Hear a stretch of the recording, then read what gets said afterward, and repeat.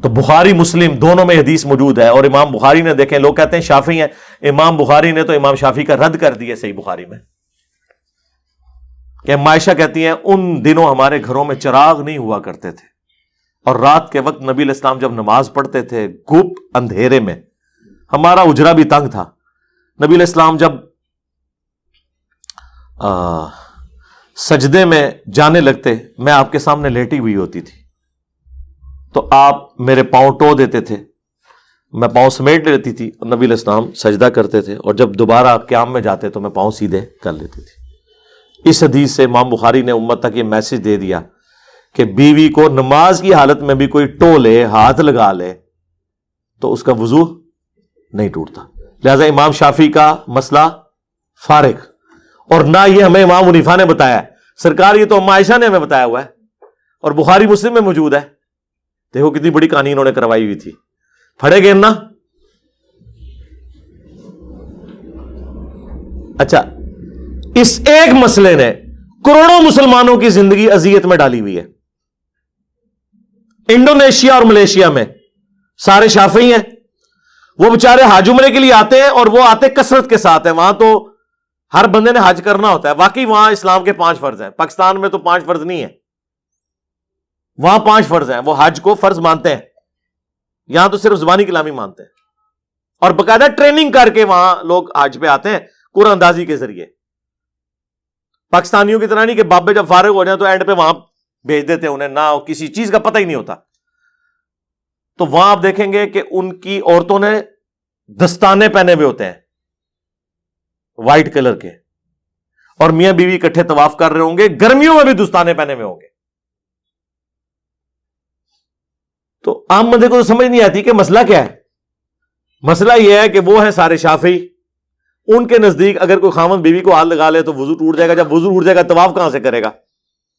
تو انہوں نے اپنی بیویوں کو دستانے بنوائے ہوتے ہیں تاکہ ٹچ کرنے سے، یعنی باہر سے ٹچ ہوگا، ڈائریکٹ نہیں، نیکڈ ٹچ ہوگا۔ تو ایک مسئلے جو غلط گھڑا گیا اس کی تکلیف کتنی امت کو کاٹنی پڑ رہی ہے۔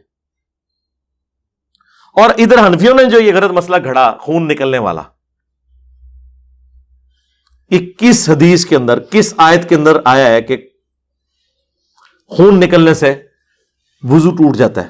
یہ صرف انہوں نے قیاس کیا ہے، اور وہ بھی غلط قیاس۔ یہ انہوں نے کیا ہے کہ جتنی چیزیں ناپاک ہیں جب وہ جسم سے نکلیں گی تو وضو توڑ دیں گی۔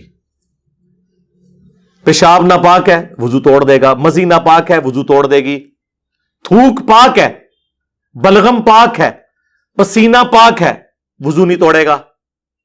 خون ناپاک ہے تو کہتے ہیں جب ناپاک ہے تو وضو توڑ دے گا۔ ایک کونوں گال بنا لی، یہ مسئلہ ہی غلط ہے کہ خون ناپاک ہے۔ یار صحابہ کی زندگی تو جنگوں سے عبارت تھی، وہ یہ رسک لے سکتے تھے۔ میرے بھائی آج نہیں زخم ٹھیک ہوتا، جن کو ہر جنگ میں اتنے زخم لگتے تھے، جسم کے 1-1 انچ کے اوپر برچھی یا تلوار یا نیزے کا نشان ہوتا تھا، نہ اس وقت اتنی ادویات تھیں کہ زخم اتنی جلدی ہیل ہو، وہ یہ رسک لے سکتے تھے کہ خون نکلنے سے وضو ٹوٹ جاتا ہے؟ جی قرآن میں آیا جی خون، سرکار قرآن میں کہاں لکھا ہوا ہے؟ قرآن میں لکھا ہوا ہے کہ بہتا ہوا لہو پینا حرام ہے، ناپاک تو نہیں لکھا ہوا، اور پینا بھی صرف بہتا ہوا لہو ہے۔ جی جو ہڈیوں کے گودے میں ہے، جو گوشت کے ریشوں کے اندر ہے، جو کبھی آپ باربیکیو لے کے آتے ہیں اور آپ وہ جب چکن پیس اکھاڑتے ہیں نیچے سے ہلکا سا ریڈ کلر کا نکلتا ہے، وہ خون پاک، کھانا بھی حرام نہیں ہے اس کا، وہ حلال خون ہے۔ اور جو بہتا ہوا لہو ہے وہ پینا حرام ہے، ویسے خون پاک ہے، چاہے جانور کا ہو چاہے انسان کا ہو، جو حلال جانور ہے۔ اب مسئلہ انہوں نے نکال لیا۔ کاش انہوں نے حدیث پڑھی ہوتی۔ ابو داؤد کے اندر حدیث ہے، ایک صحابی کو نبی علیہ السلام نے پہرے پہ لگایا، رات کے وقت کافروں نے حملہ کر دیا، انہیں تیر لگے، ان کا خون بہتا رہا، اور وہ اسی حالت میں نماز مکمل کرتے رہے۔ سلام پھیرنے کے بعد انہوں نے باقیوں کو اٹھایا تو انہوں نے کہا اتنی اپنی تم نے حالت کر لی ہے کہ پورا جسم لہو لہان ہے، تم نماز توڑ دیتے؟ ظاہر نماز توڑی جا سکتی تھی۔ تو انہوں نے کہا نہیں، میری غیرت نے گوارا نہیں کیا کہ میں نے ایک سورت شروع کی ہوئی تھی کہ اسے مکمل کیے بغیر میں نماز یوں اس طریقے سے مختصر کرتا ہوں. شوق نماز کا. اور فضائل اعمال میں شیخ زکریا کاندلوی نے صحابہ کرام کے جو واقعات نقل کیے ہیں نا نماز میں دل لگنے کے، اس میں یہ واقعہ کوٹ کیا ہے. اب واقعہ تو کوٹ کر بیٹھے، ان کو بعد میں احساس ہوا کہ یار یہ تو ہمارے بابا جی بیچ میں آ جائیں گے، تو انہوں نے نا نیچے لکھی فساد. ویسے وہ لکھتے ہیں فائدے کے لیے، یعنی اس واقعے سے ہمیں مورل لیسن کیا ملا.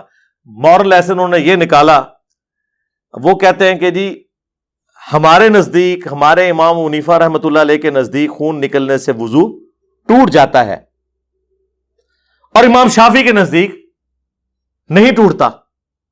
ہو سکتا ہے کہ وہ صحابی بھی اسی مذہب پر ہوں. یعنی کس مذہب پر؟ امام شافعی کے مذہب پر. بجائے یہ لکھنے کے کہ ہو سکتا ہے کہ امام شافعی نے اس صحابی کا مذہب اڈاپٹ کیا ہو، الٹ لکھ دیا. جب ہم یہ بات کرتے ہیں کہتے ہیں جی آپ ہمارے بزرگوں کا مذاق اڑاتے ہیں. آپ کے بزرگوں کو اردو بھی نہیں لکھنی آتی. امام شافعی کے تو ابا جی بھی پیدا نہیں ہوئے ہوں گے جب وہ واقعہ ہوا ہے، بلکہ ان کے دادا جی بھی نہیں پیدا ہوئے ہوں گے.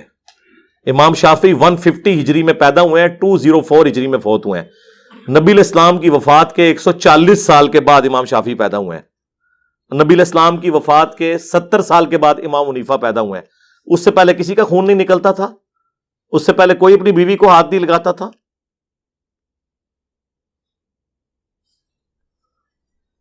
تو جملہ کیا لکھ رہے ہیں کہ ہو سکتا ہے وہ بھی اسی مذہب کے اوپر ہو. وہ کہتے ہیں نہیں آپ مذاق اڑا رہے ہیں، مراد یہ کہ وہ کہنا چاہ رہے تھے کہ دونوں کا مذہب اسکول آف تھاٹ ایک ہوگا. ٹھیک ہے، لیکن یہ ترتیب نہیں ہوتی لکھنے کی کہ آپ ایک بڑے کو جو صحابی ہو ایک چھوٹے کی طرف منسوب کریں جو نہ تابعی ہے نہ تبع تابعی ہے.